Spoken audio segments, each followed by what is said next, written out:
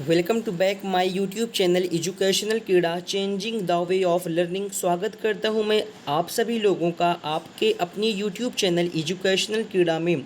तो दोस्तों, जैसा कि आप सभी लोगों को पता होना चाहिए कि आज आपका अभ्यास नंबर 32, 33 और 34 का डिक्टेशन मैं आपको रिकॉर्डेड दे रहा हूं।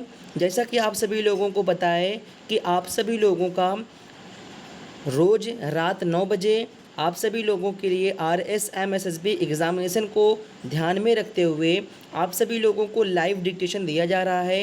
रात को दिया जाता है आप सभी लोगों को लाइव डिक्टेशन 100 शब्द प्रति मिनट की गति से, और वही डिक्टेशन उसके अगले दिन सुबह जो कि अभी दिया जा रहा है ये रिकॉर्डेड दिया जाता है 110 शब्द प्रति मिनट की गति से दिया जाता है।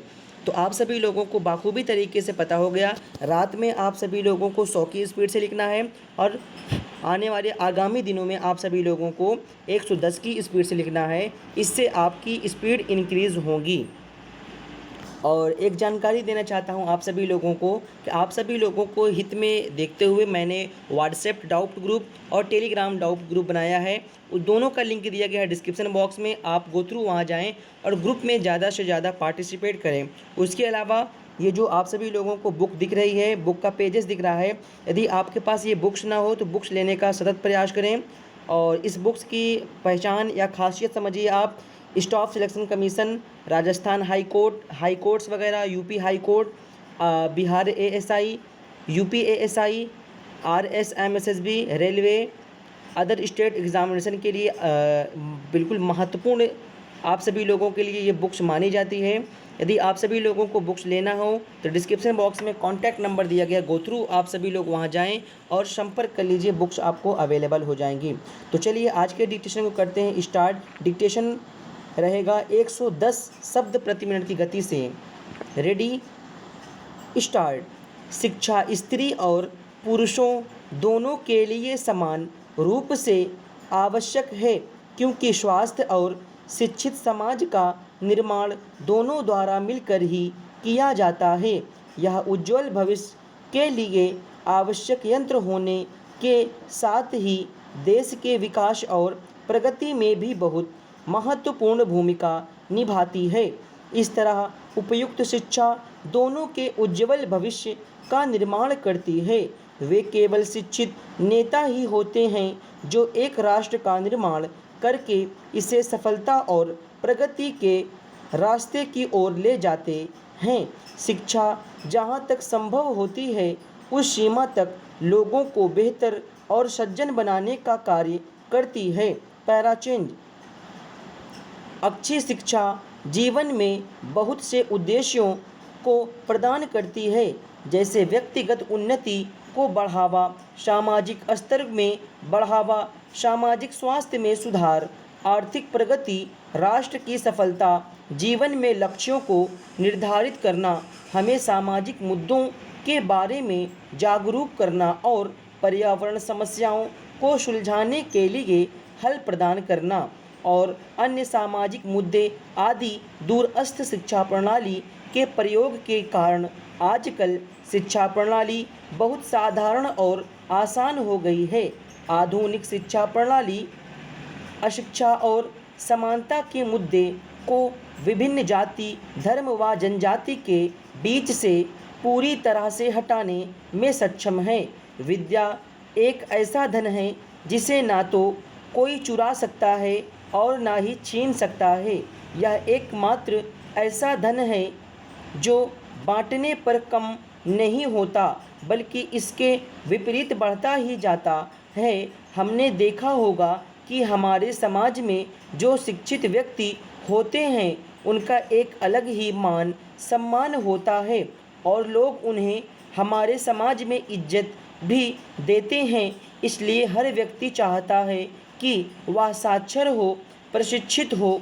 इसीलिए आज के समय में हमारे जीवन में पढ़ाई का बहुत अधिक महत्व हो गया है। इसीलिए आपको यह याद रखना है कि शिक्षा हमारे लिए बहुत ज़रूरी है।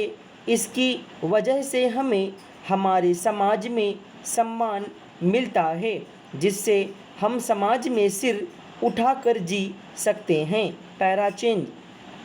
शिक्षा लोगों के मस्तिष्क को उच्च स्तर पर विकसित करने का कार्य करती है और समाज में लोगों के बीच सही भेदभावों को हटाने में मदद करती है और समाज में लोगों के बीच सभी भेदभावों को हटाने में मदद करती है।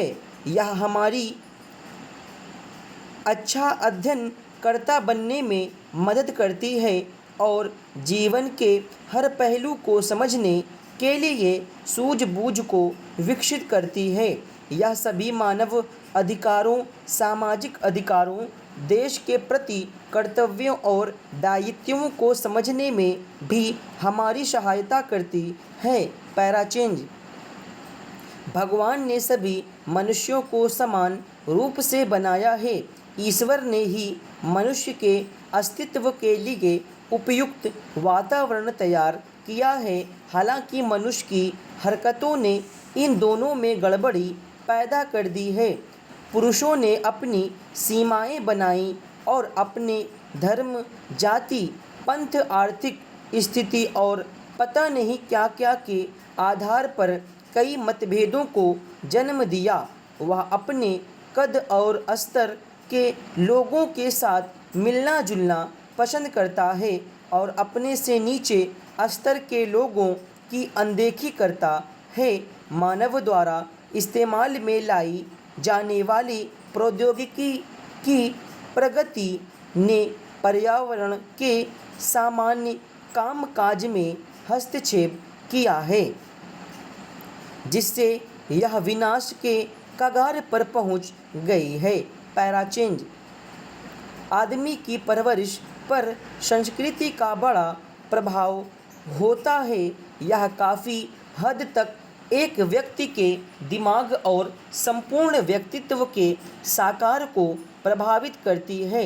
यही कारण है कि विभिन्न संस्कृतियों के लोगों की अलग अलग सोच होती है। एक चीज़ या स्थिति जो एक संस्कृति से संबंधित लोगों को सामान्य दिखाई देती है, वह दूसरों को बिल्कुल विचित्र लग सकती है। भारत के लोगों के मन में उनकी संस्कृति के लिए उच्च सम्मान है। भारतीय अपने बड़ों का आदर करने और उनके आदेशों का पालन करने में विश्वास करते हैं। विदेशी राष्ट्रों के विपरीत भारत में बच्चे अपने माता पिता के साथ रहते हैं, चाहे वे वयस्क ही क्यों ना हो जाएं। Para change. भारतीय खुले दिल से सभी का स्वागत करते हैं और अन्य धार्मिक सांस्कृतिक भावनाओं का सम्मान करते हैं। विभिन्न जातियों और धर्मों के लोग यहाँ शांति और सान्द्रव में रहते हैं। इसी तरह अन्य संस्कृतियों के लोग भी अपने मूल्यों से जुड़े रहते हैं, जो उनके व्यक्तित्व और सोच को सही आकार देने में सहायता करती है। Para change. जहाँ एक तरफ मानव जीवन में सुधार हुआ है और विभिन्न तरीकों से प्रगति भी हुई है, लेकिन इस प्रगति के कई नकारात्मक नतीजे भी हैं। इनमें से एक पर्यावरण पर इसके प्रभाव हैं। औद्योगिक क्रांति समाज के लिए वरदान साबित हुई है। कई लोगों को नौकरी आरामदायक बनाने के लिए उत्पादन किया गया, तब से कई उद्योग स्थापित किए गए हैं। हमारे उपयोग के लिए कई उत्पादों का प्रत्येक दिन निर्माण किया जा रहा है। हमारी जीवन शैली का स्तर बढ़ने के लिए इन उद्योगों में दोनों दिन प्रतिदिन की वस्तुएं और लग्जरी वस्तुओं का उत्पादन किया जा रहा है। Para change.